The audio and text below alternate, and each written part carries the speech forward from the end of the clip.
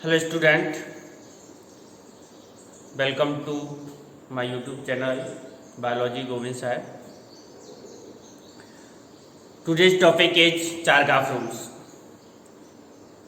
Chapter 6 NCERT Biology Class 12. एक lecturer हमारा हो चुका है ऑलरेडी,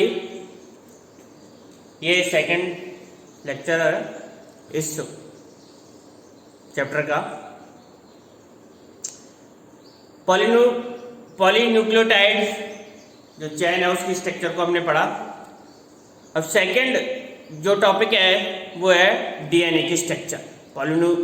पॉलीन्यूक्लियोटाइड चैन के अंदर डीएनए आरएनए दोनों ही चैन आती है, तो हम पहले डीएनए के स्ट्रक्चर को एक्सप्लेन करेंगे। और डीएनए का जो बार्टसन एंड क्रिक मॉडल है उसको डिस्कशन करेंगे। उसको डिस्कशन करने से पहले चारगाफ रूल्स को पढ़ना बहुत जरूरी है, और यही रूल्स के बेस पर ये मॉडल दिए गए हैं। आप ध्यानपूर्वक पढ़ें और वीडियो को पूरा देखें। पूरा वीडियो देखने के बाद चारगाफ रूल से रिलेटेड कोई क्वेश्चन आपके माइंड में रह नहीं सकता है, ये मैं दावे के साथ कहता हूं। किससे रिलेटेड एमसीक्यू भी आते हैं, नीट में भी इससे रिलेटेड क्वेश्चंस आते हैं। आपका कोई भी प्रश्न चारगाफ से संबंधित नहीं रहेगा, बस इसको ध्यानपूर्वक पढ़ लो आप पूरे वीडियो को। ये रूल्स मेनली 4 पॉइंटों पर हम डिस्कशन करेंगे, और इन 4 पॉइंट्स के अंदर ही पूरा चारगाफ रूल्स समझ में आ जाएगा आपके। प्रिमिडिन और प्यूरिन दोनों नाइट्रोजनी बेस हम पढ़ चुके हैं। पॉलीन्यूक्लियोटाइड चैन को जब हमने पढ़ा था हमने बताया था कि इस चैन के अंदर 3 कंपोनेंट्स होते हैं, nitrogenous base, sugar and phosphoric acid. तो नाइट्रोजनी बेस 2 टाइप्स के थे, प्यूरिन एंड प्रिमिडिन।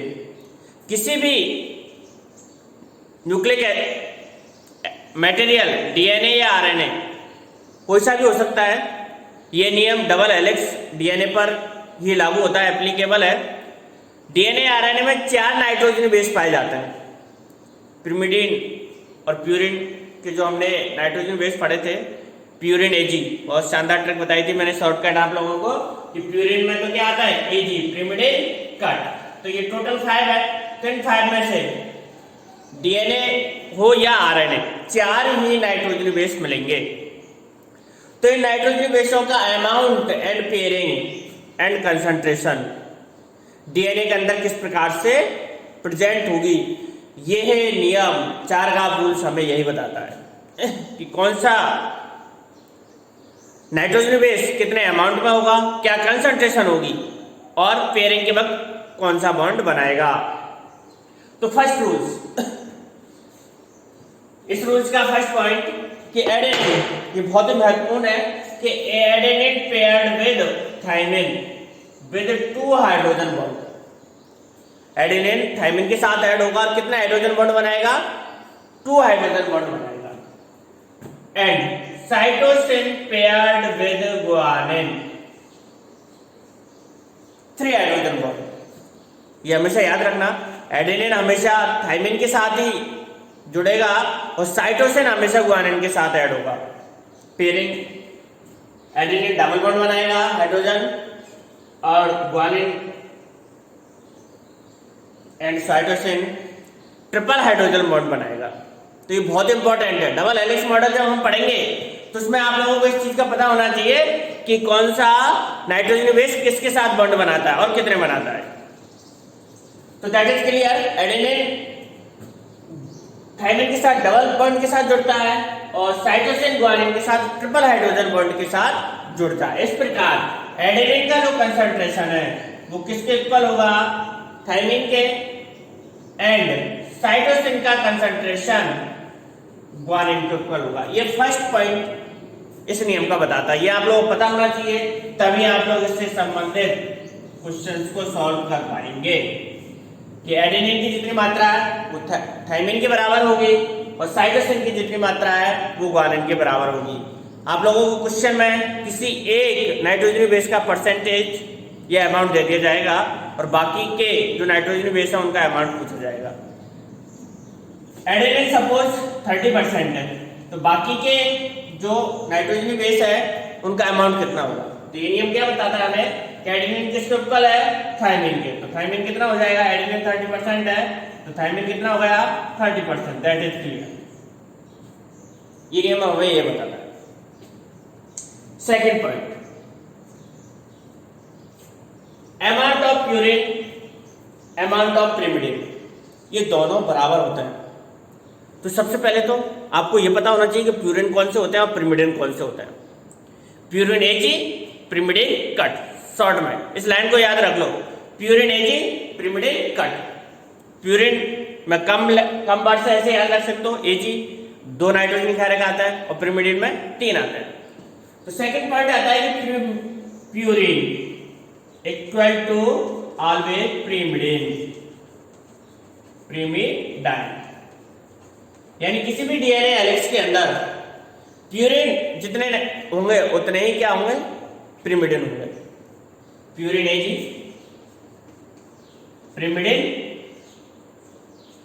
Ct, 4 ही होंगे भाई। यू को हम यहां पर नहीं लिखेंगे क्योंकि किसी भी मॉलिक्यूल्स के अंदर 4 ही नाइट्रोजन बेस पाए जाते हैं। इनकी मात्रा 50% है दोनों की, तो इनकी भी कितनी होगी 50%। ये नियम बताता है हमें। थर्ड, चारों जो नाइट्रोजन बेस है इनका टोटल क्या होगा 100% होगा, यानी ए और टी कितने हैं 60% है, तो सी और जी कितना होगा 40%। सी और जी कितना होगा 40%। तो इन पॉइंट, इस नियम की सहायता से हम किसी भी डीएनए मॉलिक्यूल्स के अंदर किसी भी नाइट्रोजन बेस का कंसंट्रेशन अमाउंट निकाल सकते हैं। ये बहुत ही महत्वपूर्ण नियम है जिसने ये बताया था कि एडेनिन थायमिन के साथ डबल बॉन्ड बनाएगा, डबल हाइड्रोजन बॉन्ड, और साइटोसिन ग्वानिन के साथ ट्रिपल हाइड्रोजन बॉन्ड बनाएगा। एक इस पर जो फोर्थ पॉइंट मैंने लिखा है कि ये सिर्फ डबल स्टैंडर्ड डीएनए पर ही एप्लीकेबल है, यानी ये सिंगल स्टैंडर्ड डीएनए या सिंगल स्टैंडर्ड आरएनए पर लागू नहीं होता है। डीएनए की जब हम स्ट्रक्चर पढ़ेंगे तब डबल हेलिक्स स्ट्रक्चर ही स्टडी करेंगे। ये डीएनए की स्ट्रक्चर है, it is single standard and double standard. तो ये जो 4 ग्राफ रूल्स है ये डबल स्टैंडर्ड डीएनए पर ही एप्लीकेबल होता है। तो आपको समझ में आ गया होगा कि जो पॉइंट्स है, एक बार फिर रिपीट कर देता हूं। एडेनिन का अमाउंट थायमिन के बराबर होगा, साइटोसिन का अमाउंट ग्वानिन के बराबर होगा, that is first point. Second point, pyrimidine का अमाउंट किसके बराबर होगा, प्यूरिन के। और चारों नाइट्रोजन बेस 100% होंगे, चारों का योग किसके बराबर होगा 100% के बराबर होगा। और यह नियम डबल स्टैंडर्ड डीएनए पर लागू नहीं होता है। एनसीईआरटी की आपकी क्लास 12 की जो बुक है उसमें एक्सरसाइज में एक क्वेश्चन दे रखा है। क्वेश्चन है डबल स्टैंडर्ड डीएनए में साइटोसिन का परसेंट दे रखा है 20%। Calculate the another nitrogen base. आपको अनदर जो नाइट्रोजन बेस है उनका अमाउंट कैलकुलेट करना है। देखिएगा इसको हम किस प्रकार से कैलकुलेट करेंगे, अभी समझा देता हूं, बाद में समझाने की जरूरत नहीं पड़ेगी। वैसे पढ़ाने के बाद मैं उम्मीद करता हूं आप लोग इस प्रश्न को आसानी से सॉल्व कर लेंगे। साइटोसिन का अमाउंट कितना गिवन है 20%, एंड आज से another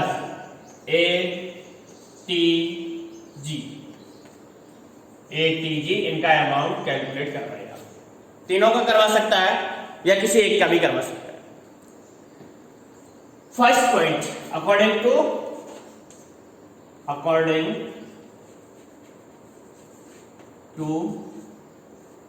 4 graph rules, according to 4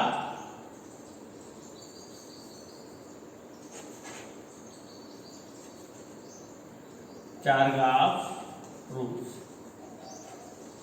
पहले पॉइंट में बताया था हमने साइटोसिन का अमाउंट किसके बराबर होगा, ग्वानिन के, और एडेनिन का अमाउंट किसके बराबर होगा, थायमिन के। तो साइटोसिन 20% है तो ग्वानिन भी कितना होगा, 20%। दोनों का एडिशन कितना हुआ, 40%। ठीक है, क्लियर पॉइंट्स। तीसरा पॉइंट क्या कहता है कि चारों का योग कितना होगा, 100%। चारों का योग कितना होगा, 100%। तो C और G 40% है तो A और T कितना होगा बताओ, 60%। ठीक है, और हमें पढ़ाई है कि A किसके बराबर है, T के। तो इसलिए जब दोनों बराबर है तो A equal to 60/2 equal to 30%। तो A का अमाउंट कितना हो जाएगा, 30%, और T का भी कितना हो जाएगा, 30%। ये टोटल कितना हो गया, 60%। क्लियर हो गया। सेकेंड पॉइंट था सर, ये तो इसमें कहीं आया ही नहीं, सोच रहे होंगे आप लोग सर प्यूरिन और प्रिमिडिन का तो कहीं आया नहीं, ये कैसे वेरीफाई हो रहा है इससे। देखो प्यूरिन कौन कौन सा होता है, A and purine A and G। A कितना है देखियो 30%, G कितना है 20%, टोटल कितना होगा 50%। प्रिमिडिन में C कितना है 20%, 20% and T 30% equal to 50%। Second point clear हो गया। प्रिमिडिन